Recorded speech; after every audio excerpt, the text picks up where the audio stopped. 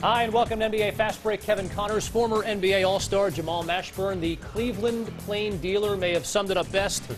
The headline, a bitter end, and whether or not that takes on a double meaning, Mash, remains to be seen. We're going to delve into LeBron's future in a moment, but first, how we got to this point. Look back, Celtics, Cavs, Game 6. Mash, Boston really got everyone involved early. Yes, they did, and that's the mark of a great team. Everybody participated, even guys off the bench, guys like Rasheed Wallace, Glenn Davis, and also people fail to mention Tony Allen did an outstanding job in defending LeBron James. Well, LeBron had a triple-double, but 9 turnovers as well. Yeah, that doesn't help the cause. You know, when you have a triple-double, I thought he needed to be in the 15 assist range because that meant everybody else was getting involved in the game and they were making shots. Did not happen, though. Then when it mattered, Mash, the Celtics just outmanned the Cavaliers. Yeah, the Celtics really got out in transition. That was because of the turnovers that the Cleveland Cavaliers gave, and that was the end of LeBron's season. And you see him taking off the jersey, wonders where he's going to be next. Celtics win it 4-2. For more on where the Cavs go from here, here's George Smith.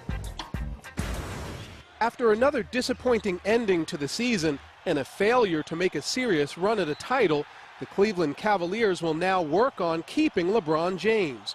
Owner Dan Gilbert said he's convinced this is the best franchise for James, but he added that his focus is on the franchise as a whole. As great as LeBron James is, and he's one of the, you know, at this point in his career, one of the greatest players to play this game, right? But we don't sit around saying, you know, how can we make him happy? How can we make this other player happy? How can we make anybody happy? What we do is we strategize and say, how can this team, you know, come together, and what can we do? He is important to this part of the world. We have, I think, and we will continue to do everything we can to be the best organization we can be that he wants to be a part of, and other players want to be a part of as well.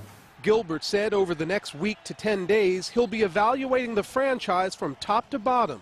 That will include a close look at general manager Danny Ferry and head coach Mike Brown.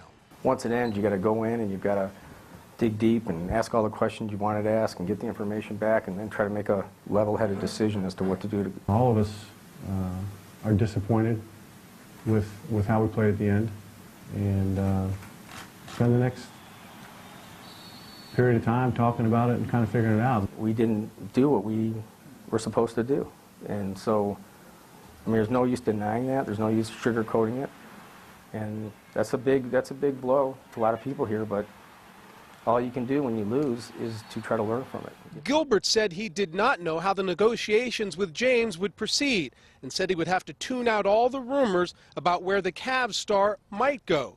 Asked about New York Mayor Michael Bloomberg making a pitch for James on his radio show, Gilbert said, quote, "We have to ignore the noise." In Cleveland, George Smith, ESPN.